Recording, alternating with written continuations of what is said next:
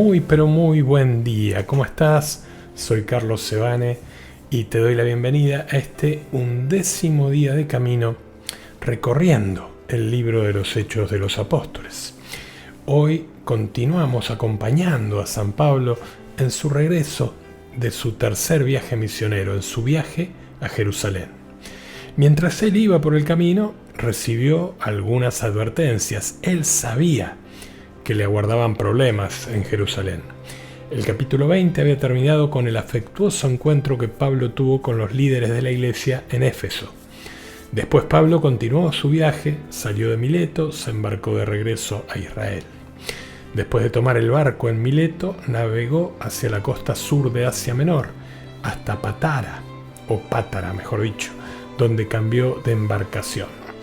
De allí viajó hacia Tiro, en la costa al norte de Cesarea, que fue desde tiempos antiguos un gran centro comercial. Y dice el versículo 4 del capítulo 21, que habiendo encontrado a los discípulos nos quedamos allí 7 días. Ellos, iluminados por el Espíritu, decían a Pablo que no subiese a Jerusalén. Cuando se nos pasaron aquellos días salimos y nos pusimos en camino. Todos nos acompañaron con sus mujeres e hijos hasta las afueras de la ciudad. En la playa nos pusimos de rodillas y oramos. Miren qué linda imagen, ¿no? Para despedir a San Pablo.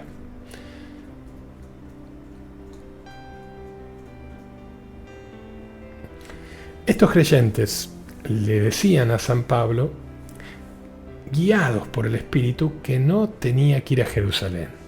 Pero Pablo estaba muy preparado para volver a Jerusalén y tenía una muy buena razón para ir allí. Tenía una ofrenda de dinero entregada por los creyentes no judíos y la quería llevar a esos creyentes que estaban sufriendo en Jerusalén con sus propias manos, porque esas mismas manos le habían hecho mucho daño a esa iglesia.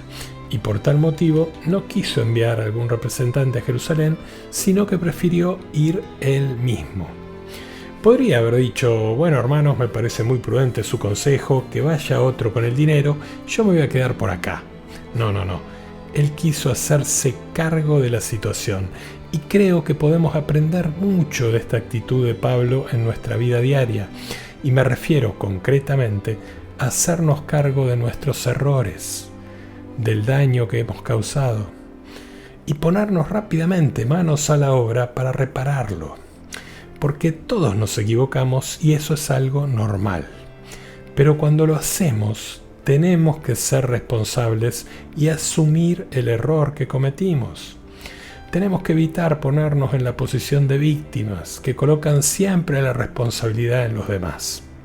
Ser responsables, en cambio, es hacerse cargo, pedir disculpas ante quien corresponda, reparar la cuestión y de paso aprender para no repetir los mismos errores en el futuro. Y tenés que saber que la decisión de ser víctima o responsable depende de vos. No se pueden ser ambas cosas al mismo tiempo. Volvamos al texto. Pablo, que antes de su conversión había perseguido a los cristianos causándoles grandes sufrimientos, un día se encontró con el Señor. Y el Señor transformó su vida de tal manera que a partir del día de su conversión dedicó su vida a proclamar el nombre del Señor, a pesar de tener que atravesar por experiencias muy dolorosas. Y finalmente estuvo dispuesto a entregar su vida por amor al Señor y a su pueblo. Y Dios puede transformar a cualquier persona, no importando la condición en que se encuentre. Y por supuesto, esto te incluye a vos, me incluye a mí, y a esa persona de la cual pensás que nunca va a cambiar. Dios puede con todos. Volvamos al texto. En el versículo 8 se nos dice que llegaron a la casa de Felipe, aquel diácono de la iglesia que bautizó al etíope en el capítulo 8, en nuestro cuarto encuentro, ¿lo recuerdan? Y se nos dice que tenía 4 hijas que profetizaban, lo que muestra que las mujeres ocupaban un lugar importante en nuestra iglesia. Y luego dice el texto que el Espíritu Santo, a través de un profeta de nombre Ágabo, le estaba revelando a Pablo lo que sucedería cuando fuera a Jerusalén. Pero Pablo, aún sabiéndolo, estaba completamente decidido a ir. Además, este profeta no le estaba diciendo nada nuevo. Lucas y sus compañeros tampoco querían que Pablo fuese a Jerusalén. El Espíritu de Dios le estaba revelando nuevamente a Pablo que iba a ser apresado, y él les pidió a los creyentes que no llorasen. Evidentemente estaba decidido a ir y a entregar su vida por el Señor. A su llegada a Jerusalén, Pablo le informó a la iglesia los acontecimientos de su último viaje. El informe de su ministerio entre los gentiles fue recibido con elogios. Sin embargo, había un problema. En su ministerio a los gentiles, Pablo les había estado enseñando que no necesitaban adoptar los rituales judíos ni las estructuras legalistas. Al hacerlo, estaba siguiendo la decisión del Concilio de Jerusalén, del que hablamos en el capítulo 15. Había rumores también de que Pablo había estado enseñando que se aparten de Moisés todos los judíos que vivían entre los gentiles. Y es obvio por el versículo 24 que los líderes sabían que ese rumor era falso. Sin embargo, para apaciguar a los que sí lo creían, sugirieron que Pablo se sometiera a un rito de purificación. Seguramente esta propuesta no le habrá gustado nada a Pablo, pero fue obediente. Hizo lo que le sugirieron. Al hacerlo, Pablo no estaba aceptando que los rumores fueran ciertos, ni estaba violando alguna de sus convicciones. Ya habíamos visto esa actitud conciliadora de Pablo en el capítulo 16, cuando Timoteo se unió al grupo misionero, porque aunque Timoteo tenía linaje de judío por parte de su madre, no estaba circuncidado. Para que Timoteo tuviera más aceptación entre los judíos que iba a conocer, Pablo lo circuncidó.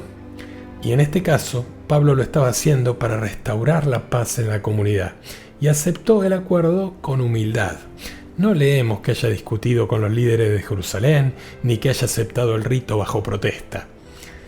Por eso esta actitud es algo que todos podemos imitar.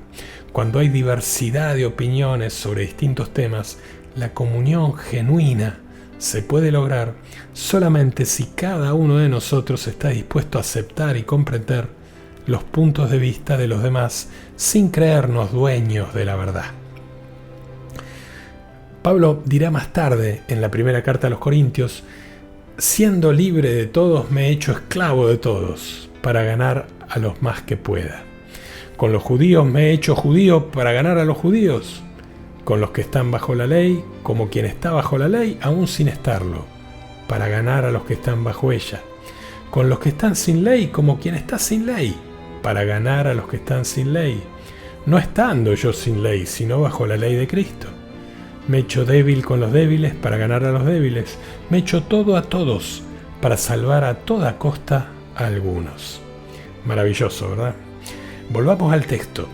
En los versículos 27 y 28 leemos que cuando estaban ya para cumplirse los 7 días, los judíos venidos de Asia le vieron en el templo, revolvieron a todo el pueblo, le echaron mano y se pusieron a gritar: ¡auxilio, hombres de Israel!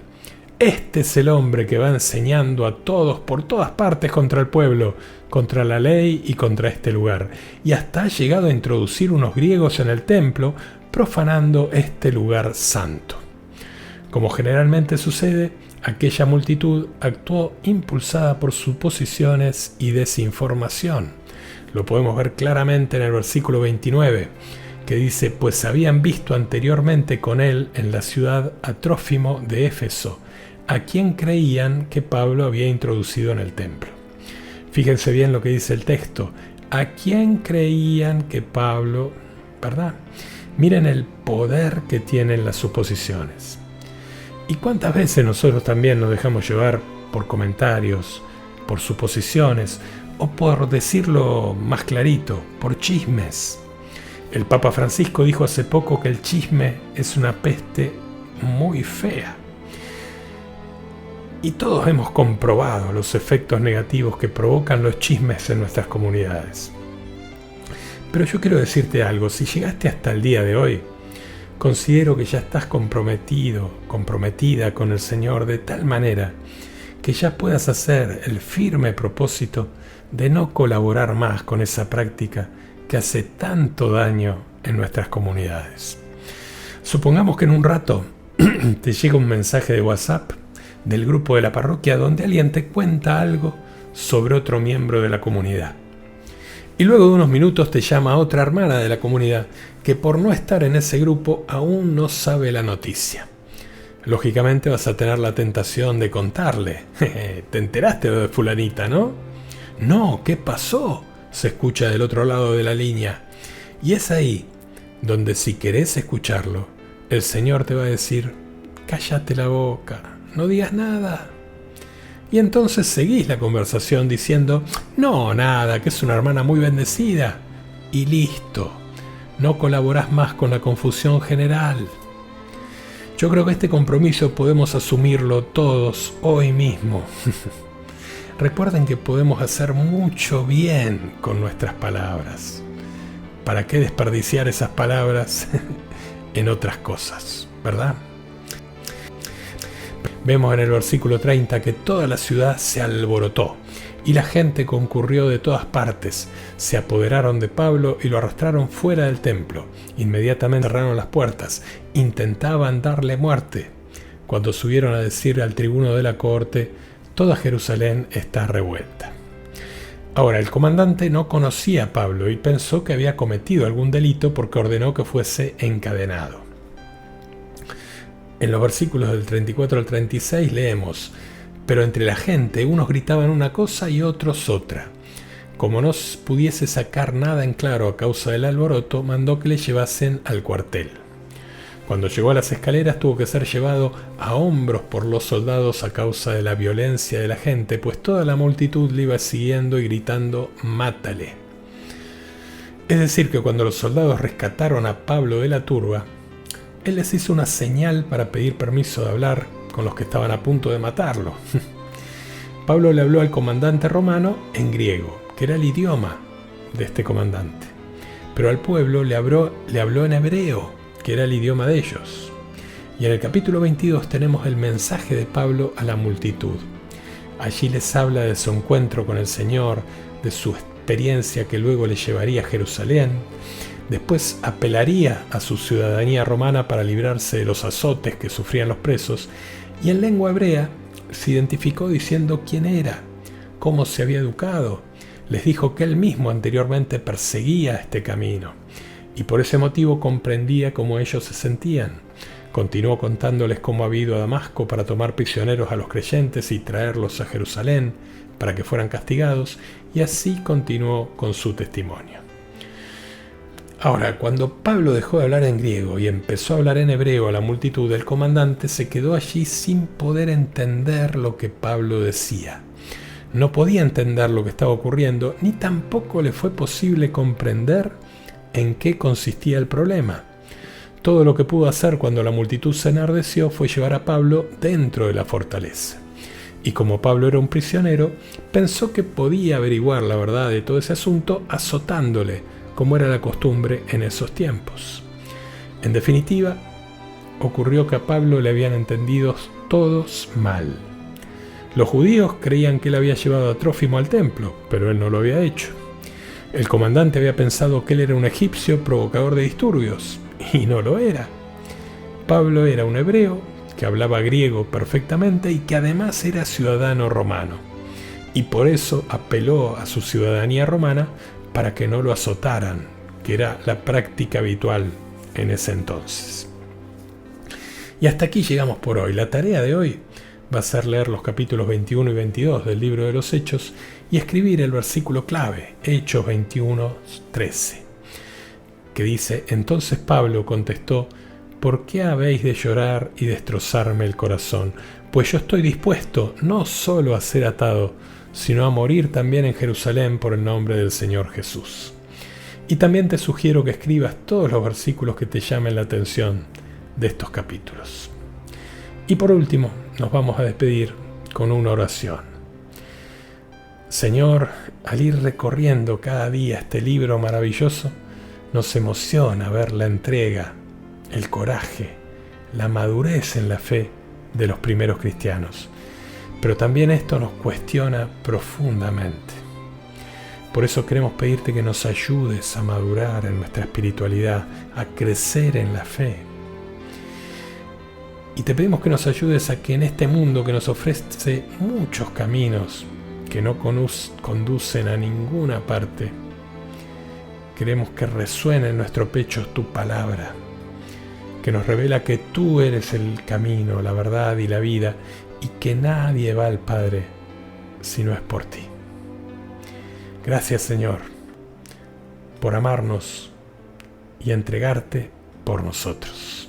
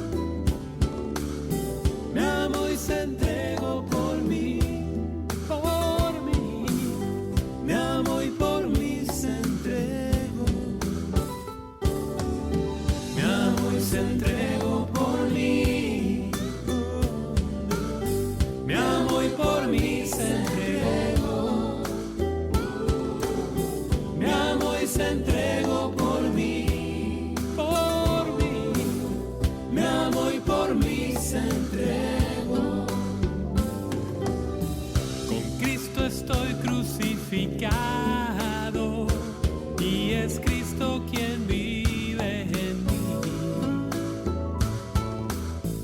No soy esclavo del pecado, es su gracia la que reina en mí.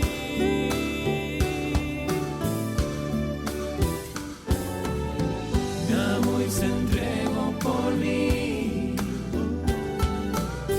Me amo y por mí se entregó. Se entregó por mí, me amó y por mí se entregó. Y si hemos muerto con Cristo, creemos que viviremos con Él. Y si nos mantenemos firmes, reinaremos porque Él es fiel.